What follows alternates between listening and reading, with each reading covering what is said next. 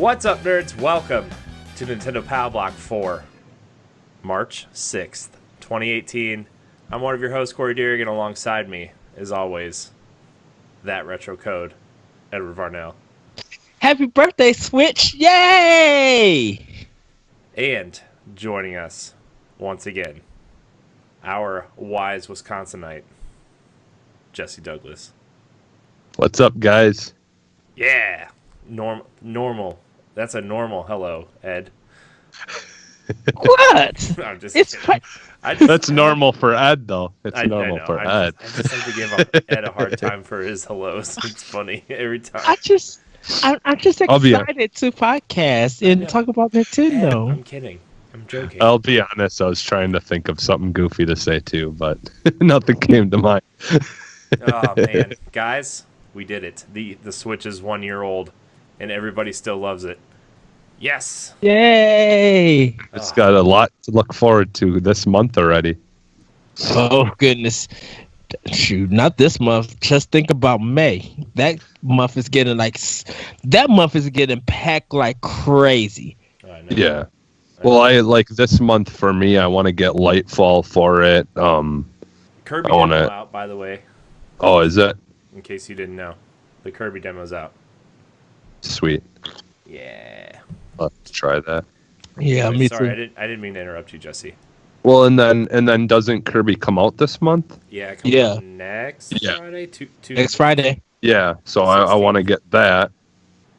And I think there's something else big coming out this month that I want to get. Well, that. good thing I have Game Informer's. Oh, I don't have it on this. Hold on. Yeah, I don't have it on I this think they computer.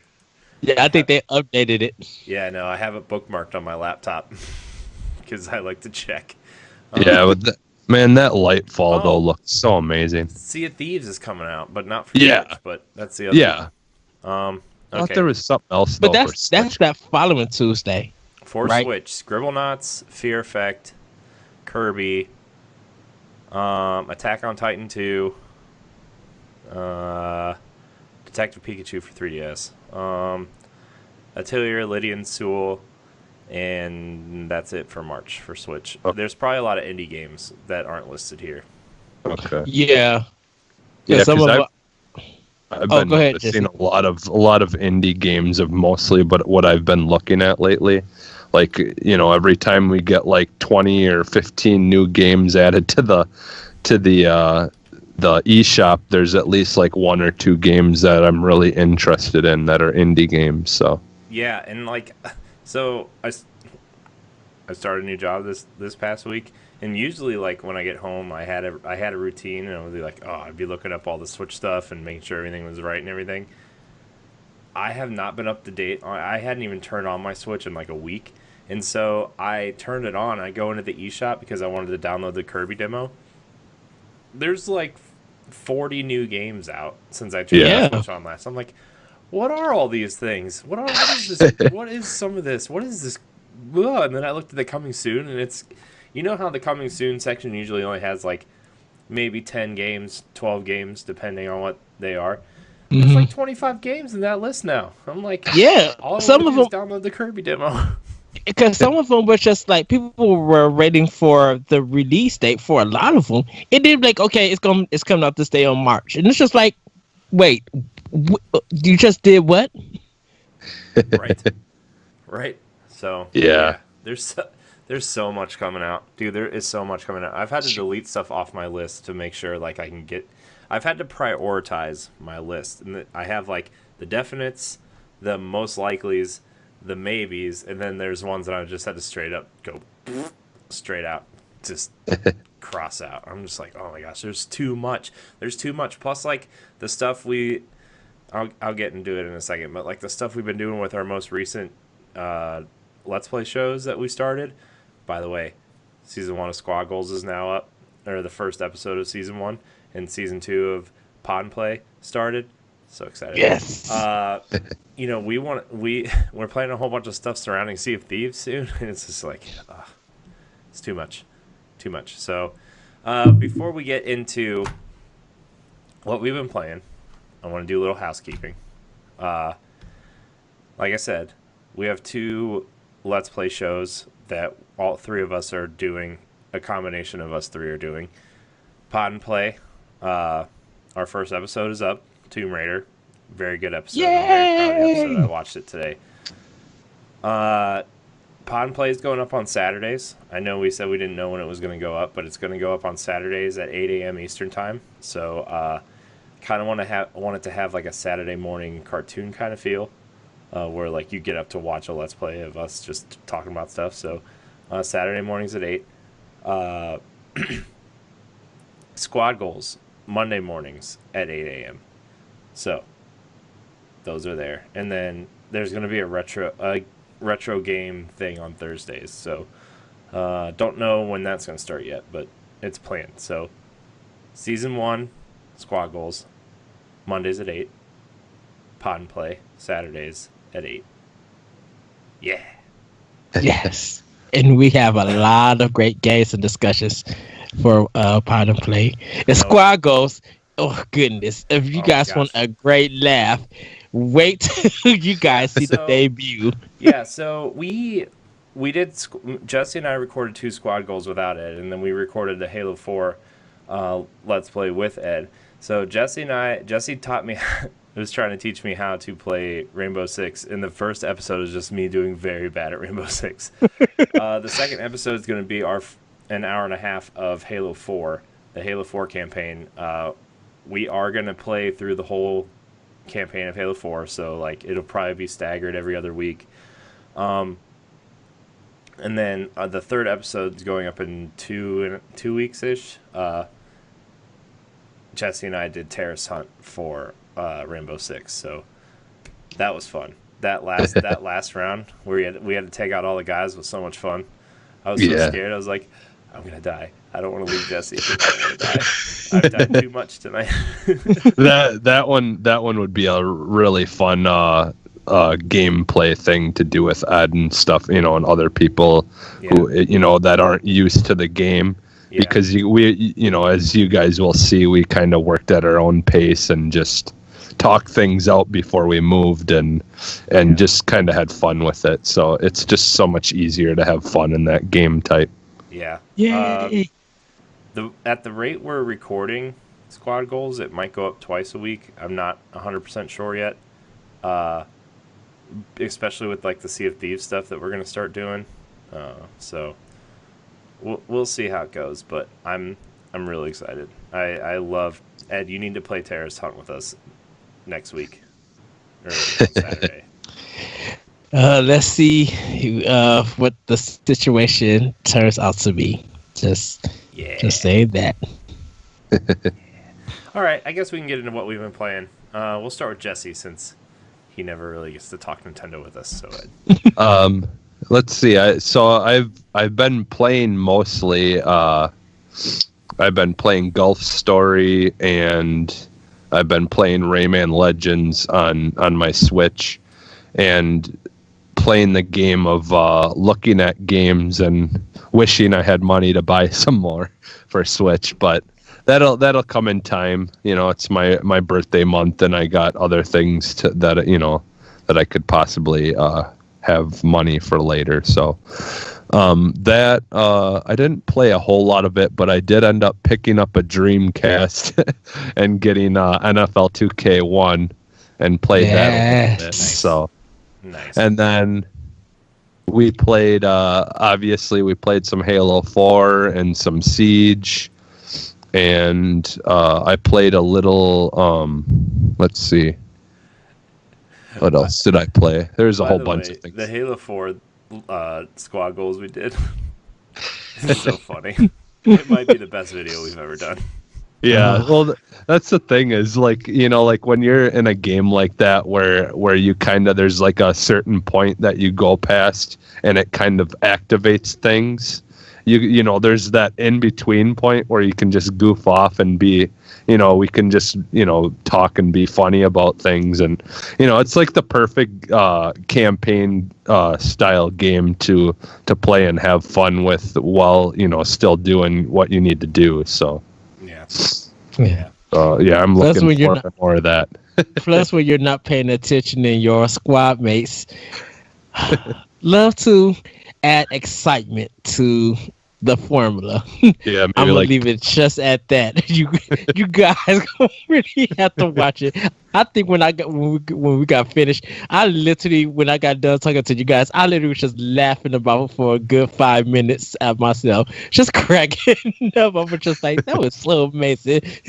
There are some pretty good comedic moments. I'm really excited for this. So So yeah, I think there's some other stuff I was playing. I can't really think of right now, but it's been kind of a busy week for me and just doing a lot of other things. So yeah, stresses of life. I agree with you 100%. It has been a busy week. Last night was the first time, or Friday. Yeah. Yeah, Friday. Yeah, it was like this weekend I finally got to play some games. But Ed, what have you been playing? So I finally beat Doom for Xbox One. As good as that game is, even on Switch, these battles are too long of a game. And because you're hopping around shooting a lot, you kind of wish that the Titanfall wall run was in it, because as an arena-based kind of style game, you really need to be able to focus on your camera, and the wall runner would have helped that, because enemies could just hit you out of nowhere and kill you while you're trying to focus on one enemy. And at sometimes, because there's still some bugs in it, you could get stuck in the environment, or fall through part of the floor and get stuck, and they could just end up killing you. But yeah, I spent about 3 weeks trying to beat this game, but I fully beat it. So happy about that, and now I gotta plan on what my next game is gonna be. Bayonetta 2, getting closer to the end of that game. Cannot wait till I get my whip. Just love that weapon, and I gotta try to get the chainsaws. But I'm looking forward to Bayonetta 3 after playing Bayonetta 2. I'll go back to 1 when I finish 2, but I really am excited for 3 when I get a chance. Played a little bit more a graceful explosion machine on Switch. Just trying to change some of my C's into B's before I try to hit on the A. For PS4, played Iconoclast. And I think I'm trying to 100% it this time. Even though I did beat it, I'm trying to see if I could get everything for that game and find all the secrets. Moved on to Next Machina. I finally picked that up, and I love its aesthetic. I love all the the way that it looks. Like it is acid bullet hell gameplay, because on how neon bright it is, it's just like, ooh, this is just too much. But really enjoyed that game. I think the only thing I have a problem with it is like saving the people. I really wish it was just pure action, like it was just pure shooting where you don't have to save anybody, because when you save people, they can sometimes give you a little bit of power ups, or they'll get you points and stuff. But I was having a blast with it. I really did enjoy it. Got it like for $6, so I got a really, got a good deal of it on the cheap. Picked up Alan Wake for 360. It's backwards compatible on Xbox One, so I'm really happy to play that. And definitely when we get back to Pod and play a little bit more of Metro 2033. Be working a little bit more on that game, and really looking forward to DMC Devil May Cry. I picked it up for PS4 because I kind of just want to have it in case if anything happens to my Xbox One copy. And plus, it was like only $16, so it was like really cheap. So I picked it up on there. Other than that, I'm just getting ready for March for the coloring games. Trying to get going to be getting those blocks and stuff together, and going to be getting some of those games together to play with. And hopefully by the time this comes out, I'll be ready to have my Sea of Thieves ready to go because I ordered my cup today, and now I just gotta find a pirate hat. But I actually need a captain hat because I have to be the captain of the ship. Whatever we name it, it's gonna probably be some funny mess. And yes, like our wise Wisconsinite said and Bossman said, if our ship go down, the captain has to go down with it. So as captain, I will go down with our ship if we do horrible in that game. So that's what I've been up to, and that's what I've been playing. Cannot wait for future games to be talking about later on. Yeah. Nice. Yeah, I'm looking forward to that too. And like Corey, you talked about doing possibly an episode on the ship while we're playing and stuff, and like out in the open sea. That'll be fun. Yeah. I was saying we could lock one of us.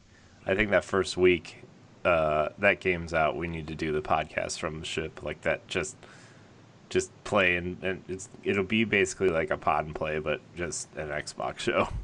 Yeah. Yeah. I actually and whatever happens. Yep. I gotta go to when I go to Wisconsin. I think Friday.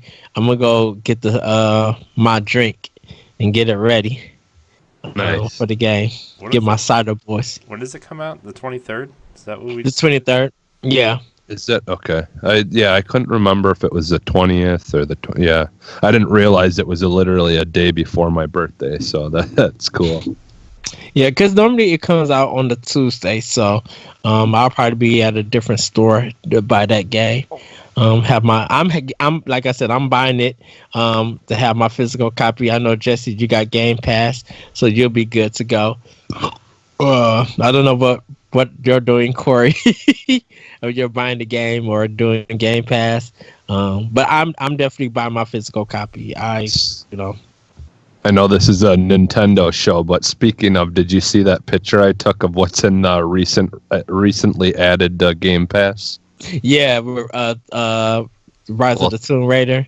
Well, and, that and the Super Lucky's Tale and all the second Resident Evil, what is it called? Revelations. Revelations, and all the episodes were added to it. Yeah. So that's interesting. But yeah, I think I feel really bad because like all the games I asked for like my birthday and Christmas last year have been either free or added to Game Pass, like free on PlayStation Plus or Games with Gold and Game Pass. It's like Rhyme, Batman, Telltale series, Resident Evil Revelations.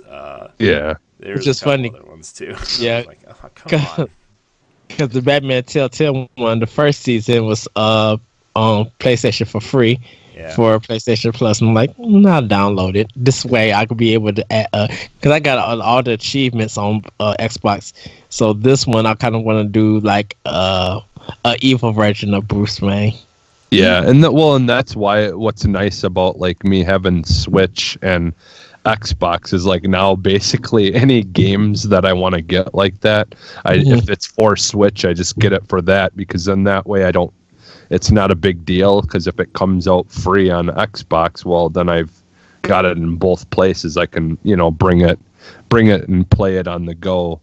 And and then that's why I just don't really buy it right now with Game Pass. I don't really need to buy anything for my Xbox, so it's kind of nice. A lot of stuff is there for me to play if I want without spending money. So, yes, which I actually kind of yelled at SNK because they released one of their games, but they only released part 2, and I want part 3 so I could buy it on Switch. I was just like, you're supposed to release. I love part 3, Sengoru. Well, and they might just be holding off on it for a later time. Probably maybe release it later because they don't want to just get everything out there right away. Maybe they want to leave something for later for people to be interested in. So yeah, I know. Well, that'd be like my first kind of arcade game from them, and I probably would go back and but because like Spin Masters, I still want to buy from the ACA. I think is it Hamster? I think ACA Hamster or something. The arcade thing. I do want to buy that. Yeah, I believe it's Hamster. Yeah. Yeah, I do want to buy that, but Sengoku or Sengoru Part 3, I played that like so much in the arcade, and I never got a chance to beat it. So yeah. Oh, sorry, boss. What you been playing? I mean, like I said, this past the first time I actually got to sit down and really play games was Friday, and even then, when we were playing Metro, I was like trying to stay awake the whole time, and then you left, and while you left, like my whole system just crashed, and I was like, come on, dude. And I spent like 20 minutes trying to fix it, and I was just like, screw it, I'm going to bed. All I heard was, I'm sorry, I passed out, laid on the floor. I was just like, yes. Yeah, well, I know. I was resetting everything, and like while I was on the floor underneath my computer, I just kind of like passed out. I was like waiting for everything to turn back on. I swear, them floor naps are no joke. Nope. And then I woke up like, oh, I fell asleep, and then I went laid in bed. I was like, sorry, Ed, I passed out, and then he responded, but I didn't see it until like 2:00 in the morning when I woke up to go pee. So Right, because like, I had. Yeah, because I was like, oh, go ahead, Jesse. I was gonna just say that's like today.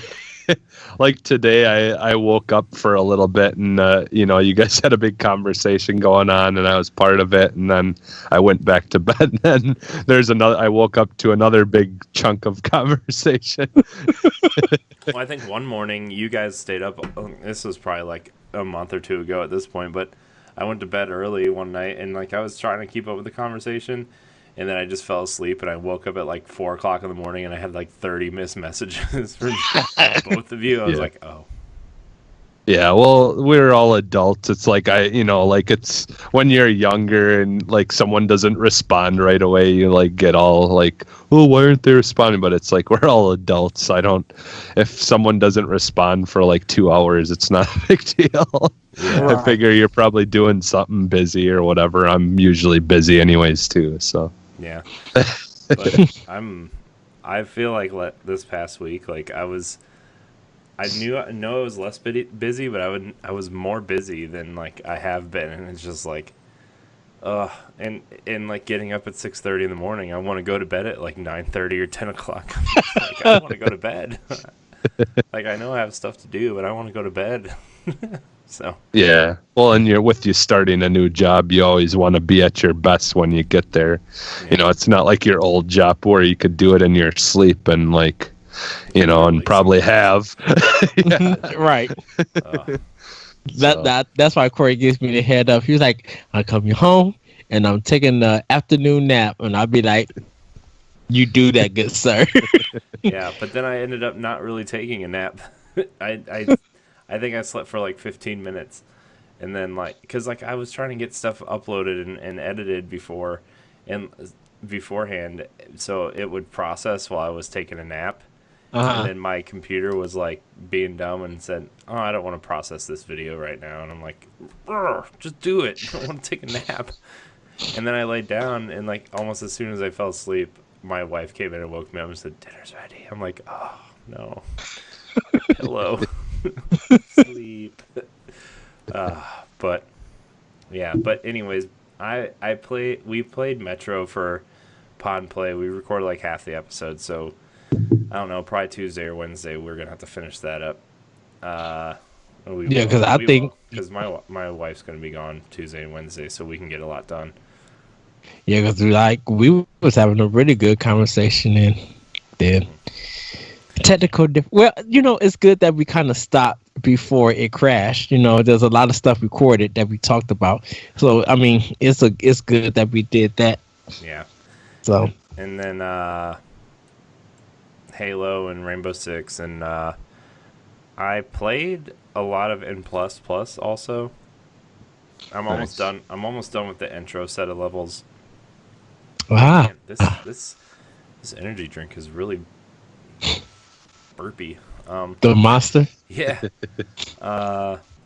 and I'm almost done with the intro levels, but like I said, like it doesn't take that long to play through the levels. It's just I'm trying to do all the levels 100% the first time I go through. So it's like, oh, man, it's so hard. And I'm at this part where like right behind the door are like the gold coins that you collect, but behind every gold coin is a bomb. And once you walk through it, it activates the bombs, and you can't touch them or you'll die, and you have to start the level over. And so I'm really trying to figure out how to like. You have to like jump over the door and land next to the gold coins. Run underneath the first set of bombs to get the gold coins, and then jump over that first set of bombs while you activate the second set of bombs, and then land in the doorway. And it's like, it's so hard. I've tried. I just can't do it yet. So I'm gonna have to like YouTube it or something. But you'll get it. Yeah. And then we played Halo and Rainbow Six last night. And today I was gonna record some retro stuff, but my wife and I got in this really like heavy cleaning mode, and like I cleaned up the game room finally.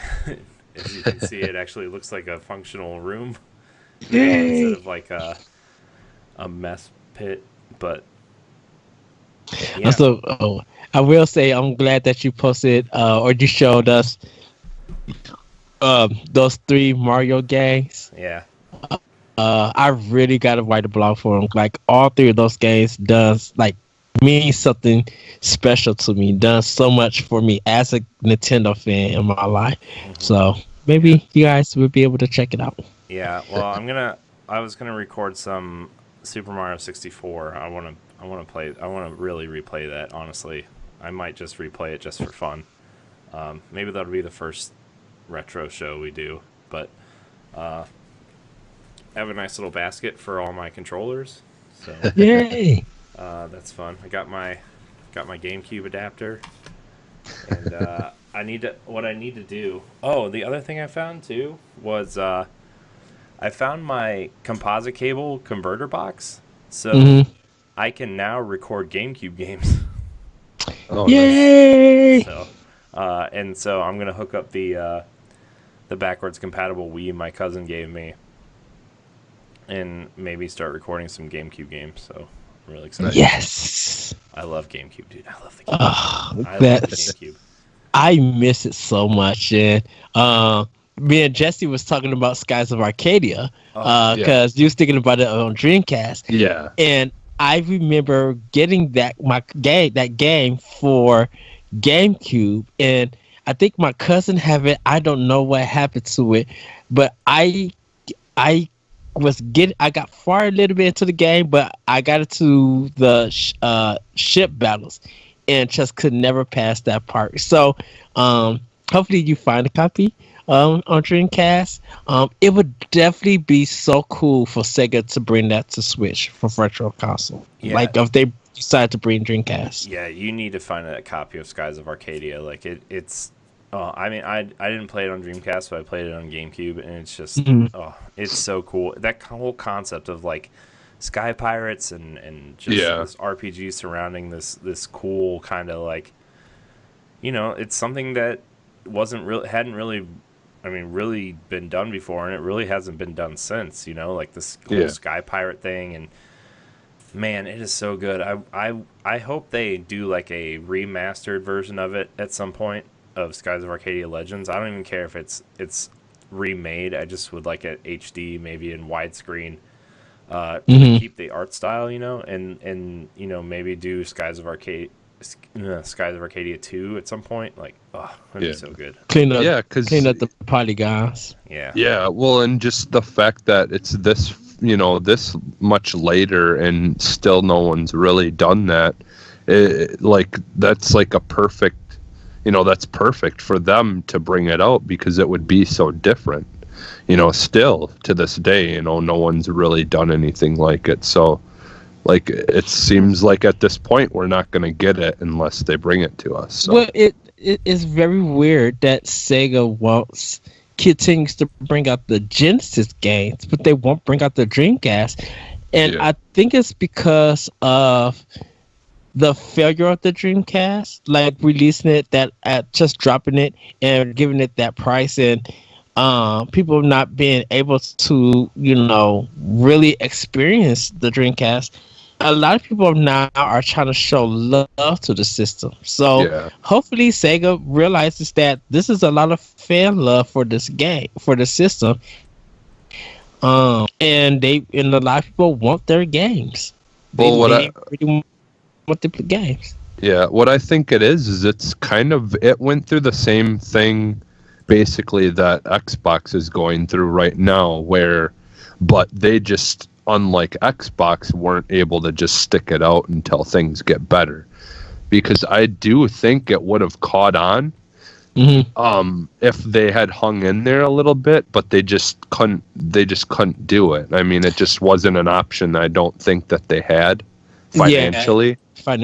But yeah, I mean, like, so many people talk about Dreamcast being one of their favorite, systems. Yeah, I think like everybody saw the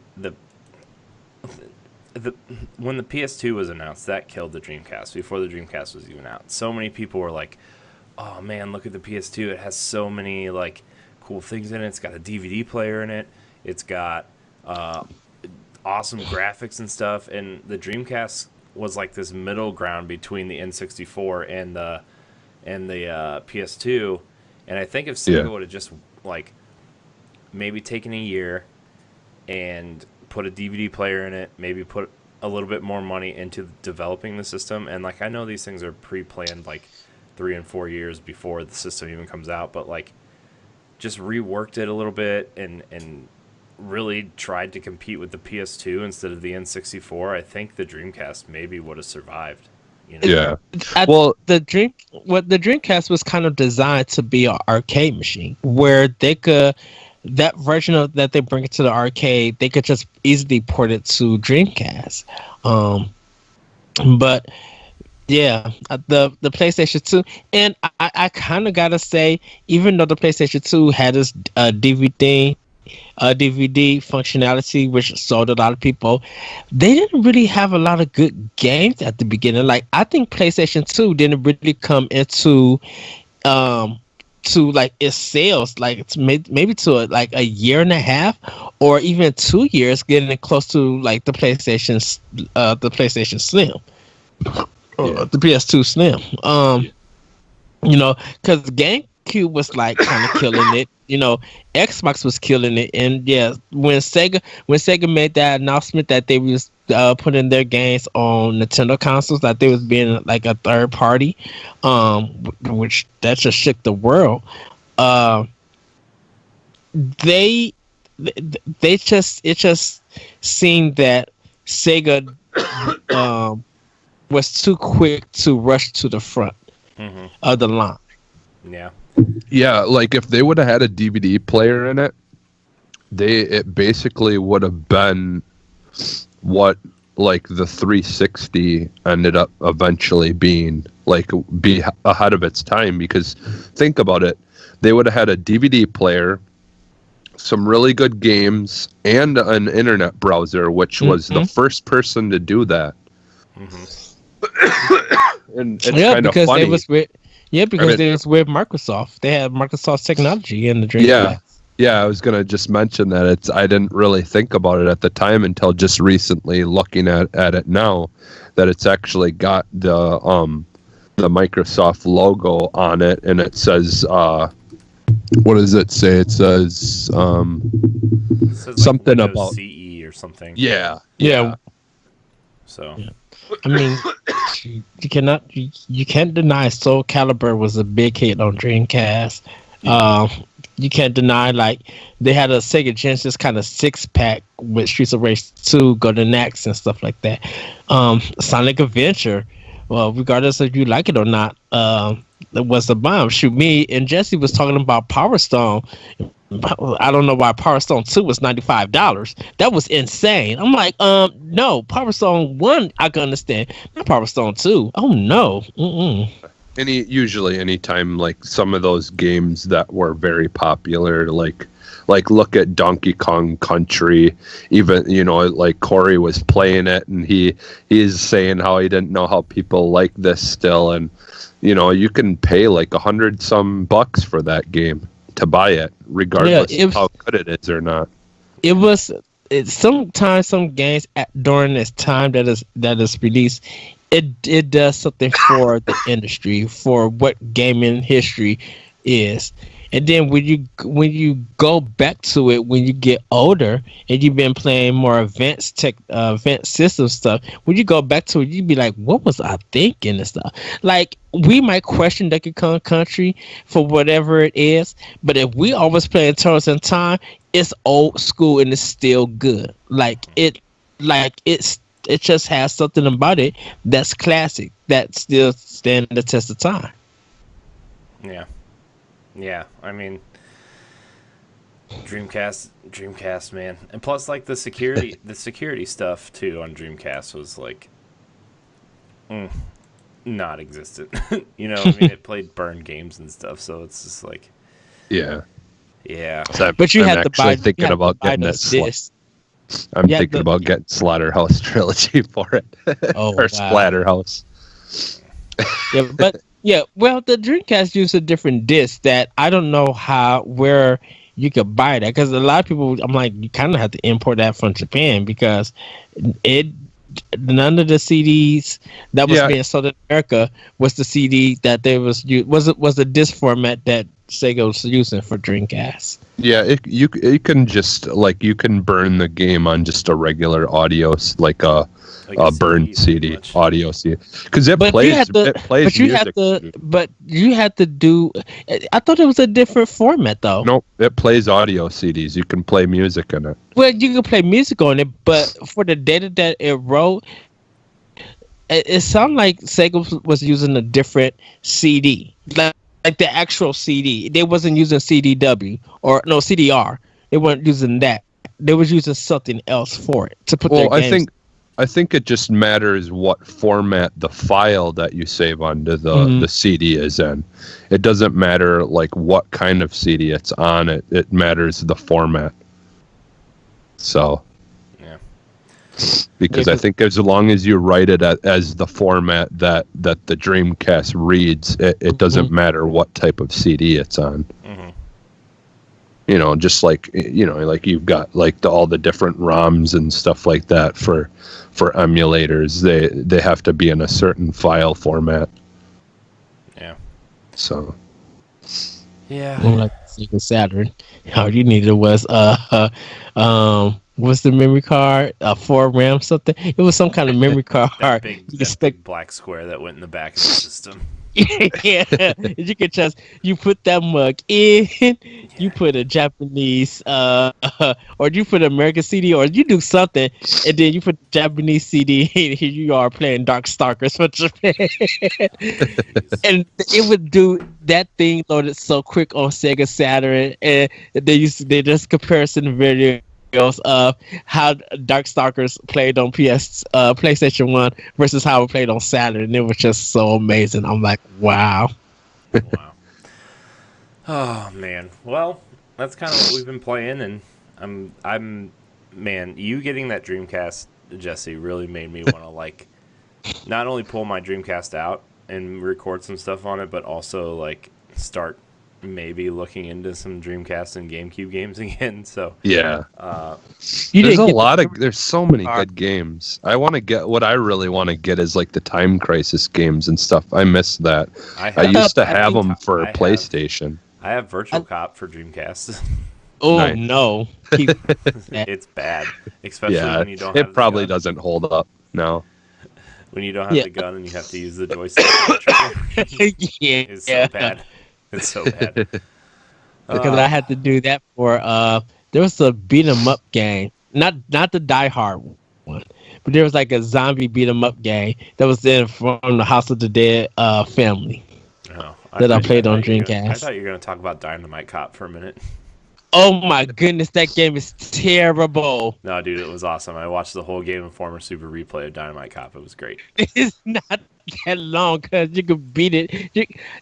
We have Nickel City They where played you through all 4 campaigns in 3 episodes. dang, that's like what, like 45 minutes altogether. Yeah, pretty much. Yeah, if you do all the quick time events just right, you could like really beat that game with ease. Yeah, you know what? I like when Jesse's on because then we don't have to plan a show. We just talk about stuff. Much. I know that's like when me and Ed talk on Skype sometimes or whatever. We'll just talk about movies for like 3 hours. It did look real. I went to edit that one episode of Arsenal X, and like the first half hour of the whole show, you guys are talking about anime. I'm like, is this the right show? Anime X. Oh man. Well, we can't say Anime X because there's an anime called X. Yeah. Wow. By the way, Arsenal X will be back this week. I know we've taken some weeks off and done the movie commentary, and it's coming back. I got an email the other day. It said, "Are you guys still doing the show?" So it's like the first email we've gotten in like probably 2 months. It says, "Are you guys still recording?" Yeah. Sorry. Yeah. Yeah. Maybe we'll just from now on, maybe just throw something up, letting people know that way. If we didn't do a show or something, then maybe that way people at least will be okay. They'll know ahead of time and not be waiting. That's kind of my responsibility. So I dropped the ball. I'll get on to it. No, it's fine. It's fine. Yeah. You know what? It's fine. It's fine. People just go watch the Oscars. They can watch our Ninja Turtle commentary. They can watch our that's so episodes. It's good. fine. Yeah, I was just going to respond to Jesse's, like, when we speak for like talk about 3 hours about stuff, and when we end, I'd be like, dang it, we should have recorded this. Yeah, we do so many podcasts that aren't recorded. I know. We should just start recording everything we say. Just throw it up somewhere. Yeah. But Be like a B-side type thing or whatever. we already have a show called B-Sides. Just No, I know, but I'm saying a B-side type thing. Yeah. C talk, community talk. Yeah. Man. But Above and beyond. yeah. Well, since we talked 45 minutes about Dreamcast and GameCube and everything else, we are officially in the second year of the Switch's lifespan, as of this recording and as of this posting. Saturday, the 3rd, was the Switch's first birthday. And I kind of want to talk about... First, I want to talk about the year in review, the first year of Switch, and how we feel about, how well it did and the games and stuff. And then kind of what we want to... I mean, we know a lot of what we're going to see moving forward, but I also want to talk about, like, what kind of we want to see moving forward in terms of maybe not just games, but, like, what the Switch can possibly do, Mm-hmm. So, let's start with that.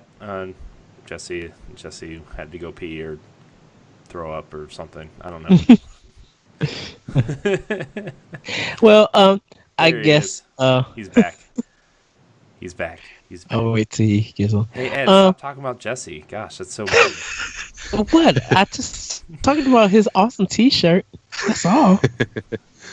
Which is funny that we both in green and Corey's in white. I know. It's like a Shamrock Oreo cookie. Ooh, that sounds good. Except, Ed, you're the wrong color. You need to be in the middle. The Shamrock Shake. We're all messed up. Never mind. So we're going to talk about the year in review for the Switch and kind of what we want to see moving forward after that. So, Jesse, we're going to start with you. How did you feel about the Switch's first year? Man, it's amazing. Like, I mean, there's just been so many things that I right off the bat. I mean, it started out with, what ended up being the game of the year. I mean, for a new system, I don't think you can ask for much more than that, to have like literally so many games be in, like in talks for game of the year already in your first year. And I mean, they've been killing it in the eShop. They've got so many amazing, like, even just smaller titles and stuff that have been really good that are cheap. Mm-hmm. I mean, they've practically offered more than Xbox and PlayStation have, together in their first year. I mean, they've just been killing it, and you can't deny it, really. So, Yeah. I mean, I think they've probably had the best first year that any new system has probably ever had. Yeah. I mean, even like the Nintendo and stuff, the originals, I'm sure did pretty good, but I don't have the numbers in front of me, but I'd be willing to bet that this is probably the best, like, one of their systems has done in a long time. Yeah. Well, I mean, in its first it year. outsold the Wii, so in the first year. So, I mean, yeah. Yeah. I think, like, the system had so many. Not only did it have so many, like, hits the first year, like we got a full-scale Zelda and a full-scale Mario game in the first year. We got surprises like Snipper Clips and Mario plus Rabbids. We've got third-party support in Doom and Skyrim and LA Noire and Wolfenstein. Well, Wolfenstein's not out yet, but we've got significant third-party support. We've got Nindies. Just, I don't know who backed that truck up, but somebody's struggling and needs some help to just keep them all managed. And, like, there's so many. I mean, this week alone we had 17 Nindies come out. It's like 17 games this week. Come on, man.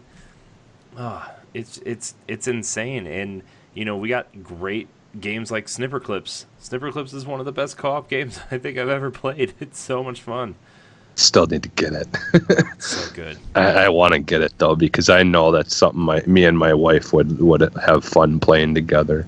Yeah. Snipper Clips is one of those games that it's just like you need to experience it. It's so good, man. Snipper Clips is very, very, very good. I can't believe how Nintendo just kind of turned everything around. I mean, we all talk about the Wii U as something that we like, and we love the library of the Wii U, and it's a shame that not a lot of people bought it, and now it's to the point where people are now starting to look for Wii U's, and they're not out there, and Amazon and eBay are selling new Wii U Pro controllers for like $130 a piece, and like the used ones are over $50. So it's insane how they kind of turn their public perception around in terms of mainstream people. And like the Switch has outsold the Wii U lifespan sales in the first year. They are on pace to outsell the Wii. They are on pace to maybe match the PS2. It's a phenomenon, and it's crazy how one hit game and how word of mouth on how easy the system is to use and how fun it is, and just the ability to put it on your TV and take it with you it's insane. Yeah. Well, and I think, as much as people have picked on the Wii U and its numbers not doing well, for me, as being one of the people who didn't end up getting it, I enjoyed playing it. It was a lot of fun to play when I went over to my friend's house and play it, but I think unfortunately it was just stuck, that system that was kind of stuck in between what the Switch was able to offer and what the Wii, the original Wii kind of was trying to get going. Mm-hmm. And it was that progressive step up from the Wii that wasn't necessarily a bad thing, but it just quite wasn't what people were looking for, and the Switch is, I think, kind of what people were looking for. When you have the tablet for the Wii U, it's like, well, that would be cool to have something where you can play the game on the go like that. Mm-hmm. And for them to make that next step to the Switch and kind of completely put the whole system inside that tablet is, that's what pushed it over the edge. I mean, well, you got to think about it, of course. with Nintendo that they're trying to offer you technology that doesn't cost a lot, but they can still make a profit on and be very innovative about it. And with Wii U, yeah, like don't forget, probably at that time, tablets and were probably a little bit more expensive, and so the chips and stuff that Nintendo used for the Switch, Nintendo have never did any kind of business with Nvidia. We're trying to make it made Nintendo kind of stand out because no matter what you say about the Wii U and stuff, you was always there for that Nintendo Direct. Everybody who didn't want anything to do with Nintendo and thought it was a kid's toy was watching that Nintendo Direct to see what was coming to the Wii U. Like I mentioned before, third party, as said, yeah, you sold 1 million, but you still are not happy with the sales, and you're on 2 other platforms. Where Nintendo just like, we sold 1 million of Smash, we sold 1 million of Mario Kart, we did 750,000 copies of Bayonetta 2 and stuff, and people were enjoying the fun that Nintendo was providing. I think with third party for Wii U, a lot of people say that that hurt Nintendo. Well, first of all, third party was closing a lot of studios that was opening. They ported stuff and didn't really provide anything new. They took out features for it, and Nintendo had an online system. The Wii U had an online system. It's just that the other third parties didn't take no use to it. So that part was mostly on third party. Now we come to Switch. People are laughing at it. People are thinking that they're not going to get it. People are just like, well, this, the games don't look impressive or anything like that. A lot of naysayers now own the Switch. If you own the most powerful systems and you don't want to do nothing with Nintendo, why do you have a Switch? Okay, now that it's in your hand, you're surprising that the messaging that Nintendo has provided works. You're taking pictures. You seeing pictures that people are on the go with their Switch. They're on the bus. They're at somebody's house with their Switch. They're enjoying the gaming. And so for that first year, Nintendo, as limited stocks that they had lines going around the block selling out. People laughed at ARMS, played the demo for ARMS. It made some good sales for it, for a new IP. People was learning different characters, getting free content. Splatoon 2, Mario Kart DX, Fire Emblem Warriors. Like, people were so into all these games. People was questioning why Mario was teaming up with Rabbids, seeing the E3 presentation and seeing how Miyamoto gave props to the director, and then people played it and was just like, oh, this is super fun. When the designer of XCOM is excited to play this game and get his hands on it and loves it, that tells you something about what's going to be on the Switch that they're going to offer. Yeah. So now that, it's back to being cartridges, it's back to now that you can take it on the go and use the controllers in different modes, you are able to sell the system to people just with the controller alone and what its functionality does. Yeah. And people come in and look to see, do you guys got Switches? Like, people are talking about that.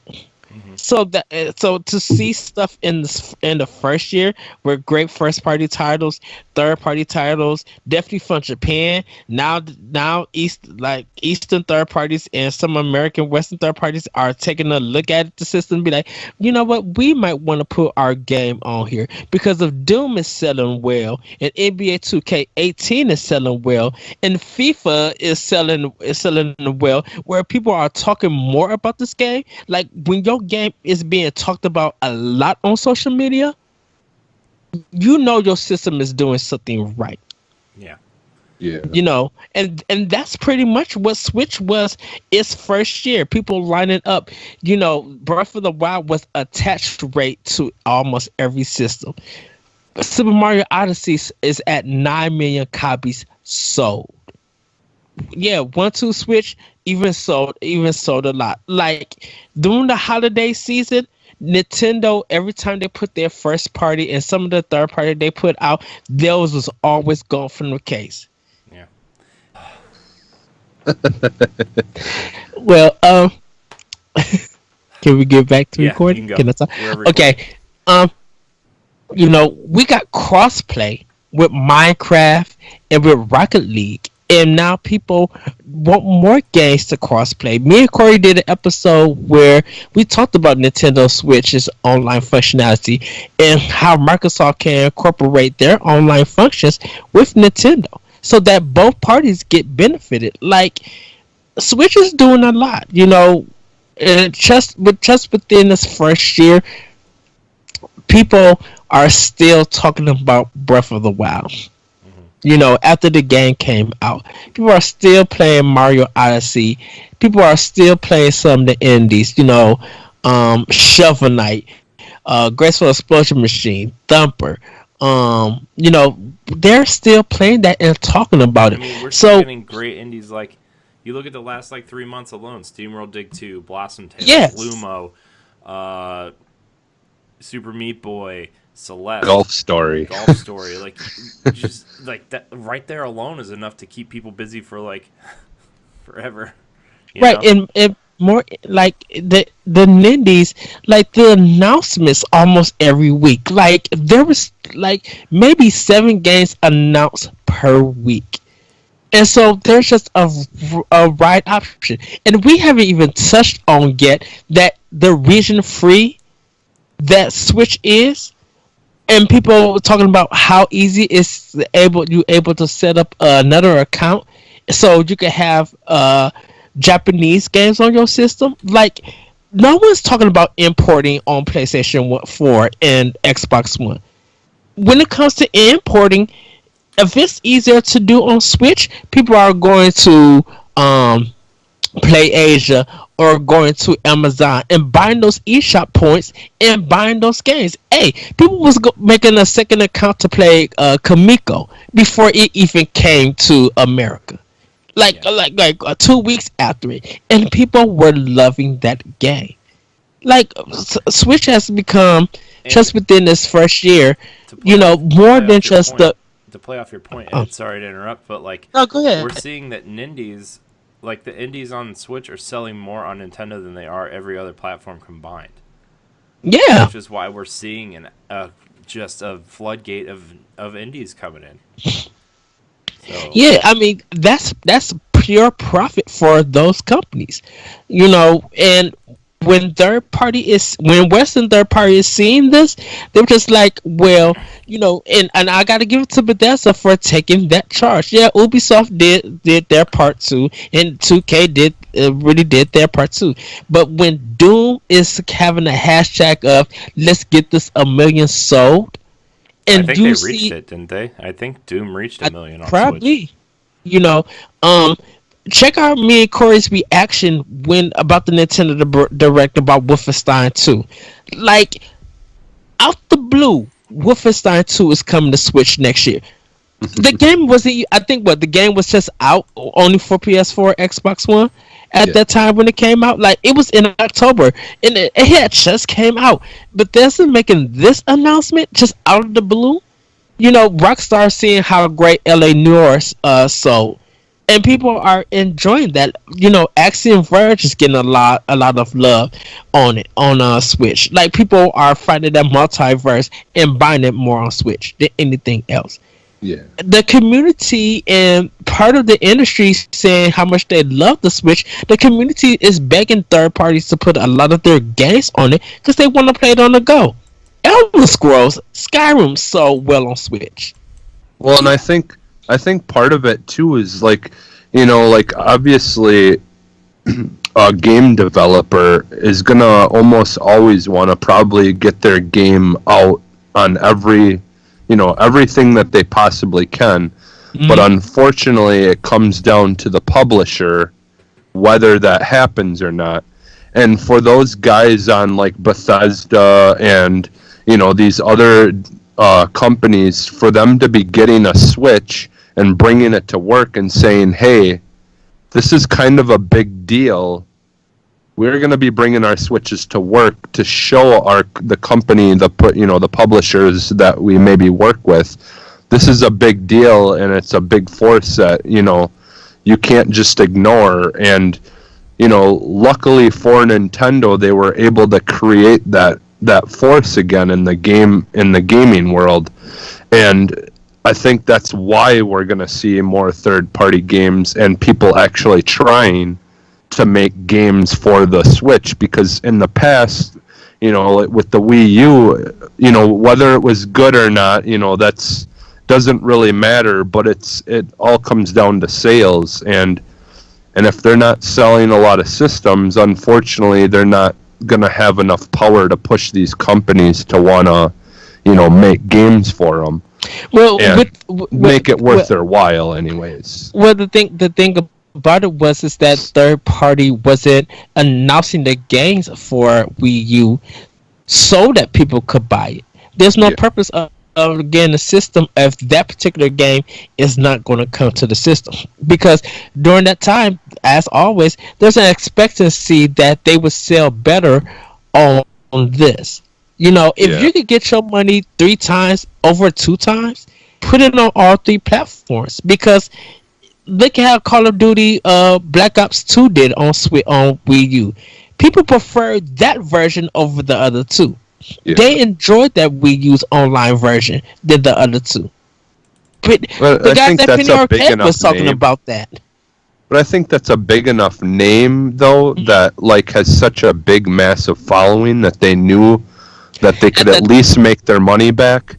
Yeah. Whereas I think some of these companies especially just look at a lot of the amazing games that came out for Xbox, like Sunset Overdrive.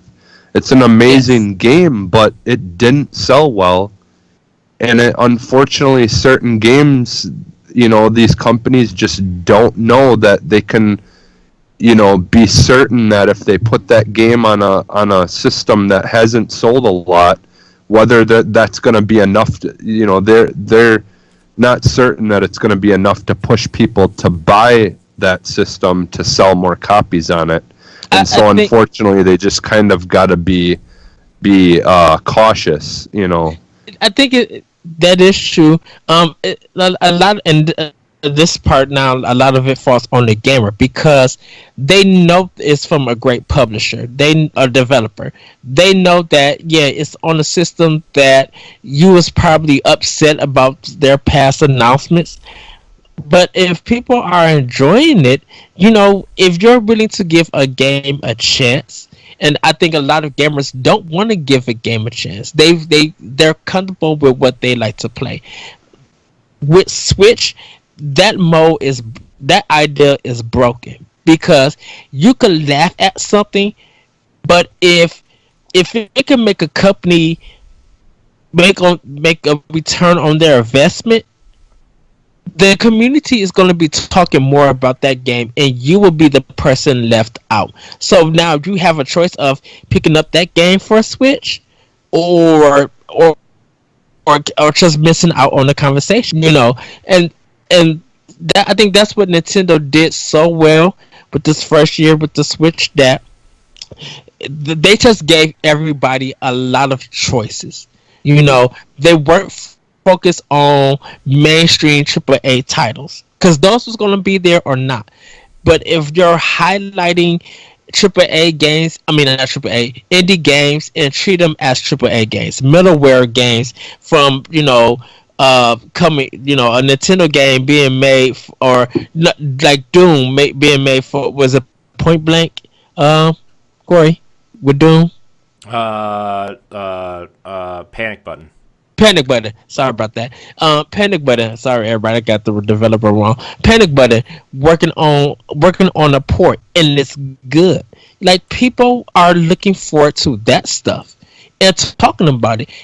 If you don't like Doom and you want easy platforms, if you go onto Switch and look at the eShop, there's a whole bunch of platformers that's good that you will love. People are still recommending Shuffle Knight to be playing on the Switch on the go. And we got, we have new IP like ARMS. Look at ARMS. Look how great ARMS is out.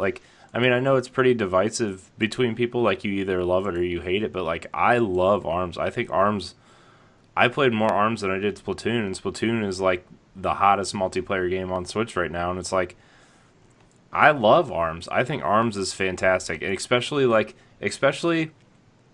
after that update where they allowed you to customize your controls, change the game. Seriously, just change the game for me. And I probably played close to 10 hours of Arms, like just trying to unlock stuff for one character, and I just want to play Arms now. Dude, when you bought FIFA 18, you put it on the big screen. That looked amazing. I know. And people was actually more for FIFA 18 for Switch. And when you saw what happened. Like, was sold out. You saw what happened when they did the price drop for FIFA on Switch in Europe. When we talked about it, like 2 months ago at this point. Mm-hmm. Like the sales increased on FIFA for Switch like 500%. Yeah, and it's weird because I don't think we got a lot of reports about FIFA 18. And that's a big game in Europe. Mm-hmm. So, and EA really was pushing that game. Yeah, I think what happened though was like, I think a lot of European gamers understood, like, you're not getting the full FIFA game here on Switch, right? You're not getting the full experience. You're getting a couple game modes. Sorry, I had to slide my microphone over. You're getting a couple game modes. You're getting the pretty base game of like Dynasty mode and mm-hmm. some other features, but it's missing a few game modes, and I think people didn't want to pay full price for a game that wasn't fully featured. And once they dropped that price, people were like, okay, that's reasonable. I like FIFA enough to take it on the go with me. I can play Ultimate Team if I want, but, this can be where, like, I can play FIFA on the train with other people while I'm traveling to work or whatever, and then they get home and play online on their PS4 or Xbox One, but this is the version they can take with them, and they didn't want to pay full price for it, which is totally understandable, right? Yeah. If you don't want to pay full price for a game that's not fully featured. And then look at it, like $20-$30. I think it dropped like $25 equivalent over there. I think it went like the $40. Yeah, and it's sold like gangbusters afterwards. Right. EA didn't report that it did 550,000 copies around the world. Like, that's good. Yeah, I mean that's good for a new system, especially when that game came out, it wasn't. It hadn't been out. Like, the Switch hadn't sold nearly as many as it probably sold, like a quarter of the amount that it has sold mm-hmm. through now. And not everybody loves soccer. I mean, especially here in America, like, soccer is kind of a niche thing here in the United States. FIFA sells like in March. That's when FIFA really sells. It sells okay for Christmas, yeah. But in March time, everybody be asking for the game. But you also see, like, when FIFA 19 comes out, you're going to see an increased sales in FIFA 18. You always see that on NPD, where like, when the new version comes out, there's like the last year's version always hits the NPD at the same time because it's like $20, So, right. I think. Oh, sorry, Jesse. I was just gonna say, I think the main thing that kind of makes all this stuff happen is just the fact that, like, we kind of live in an era where there are a lot of people out there who do like to play games on their phone and stuff like that. And, like, you can get, like, FIFA and Madden and those kind of things on your phone.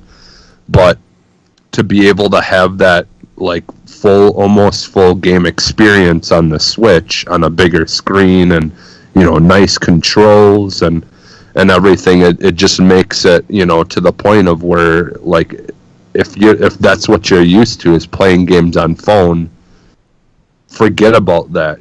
There's a Switch, you can do it in a much better looking way. So mm-hmm. Yeah, and, like, look, I'm not saying the Switch is for everybody, but it literally does have something for everybody. It has the $2 and $3 games, the ones that range between like $5 and $10. It's got the $10 to $20 Nindies. It's got the $40 range.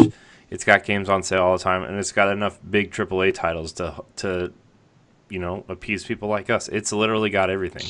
Right. And You look at a title like Voaz that's literally a touchscreen only game, and that's for people who want to play games on their iPad or on their phone. It's a rhythm game, so let's just tap around. Yeah. right.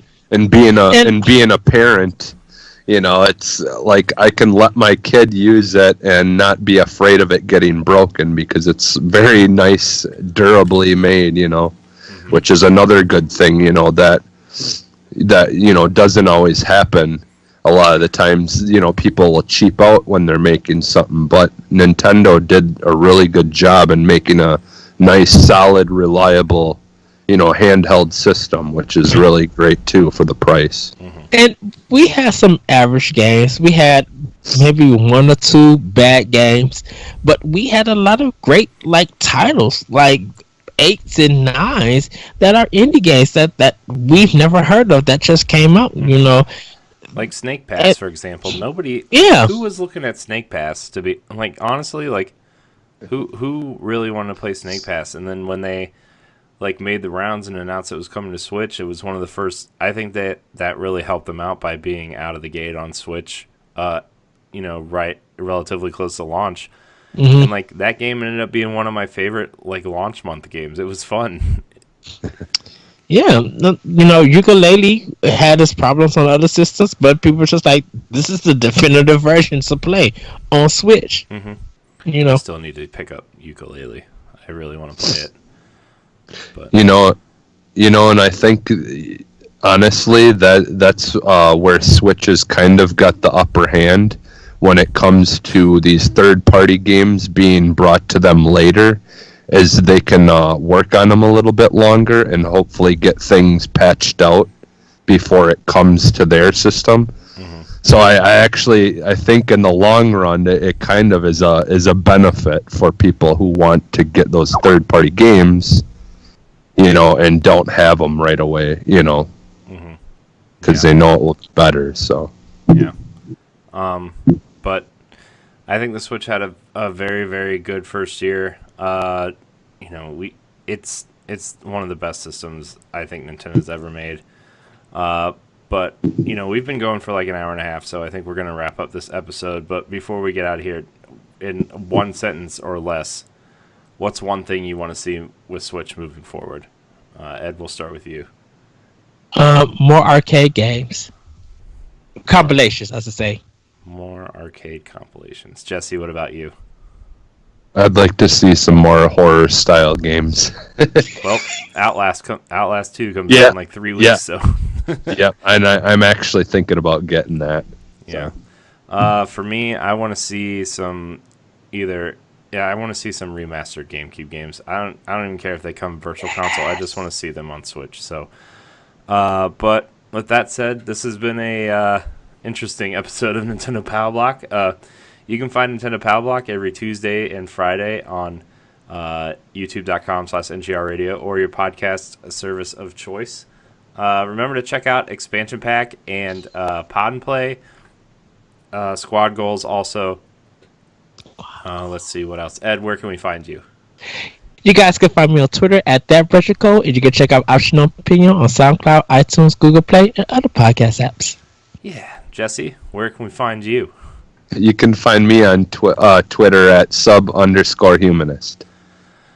You can find me at CorianHD on Twitter and Instagram. You can find me on NGR Radio and a plethora of other podcasts on Nerds Gone Rogue. Like, subscribe, and share to our YouTube page, youtube.com/NGR Radio. We got a lot of cool content coming up for you. And, Jesse, I'm glad you got to join us this time around. And Yay! Me too. It's been a good time. So, thank you guys so much for watching. And until next week, we love you. Or next time. I forgot. It's Tuesday. Till Friday, we love you. Happy Bye, birthday, everybody. Switch! Woohoo!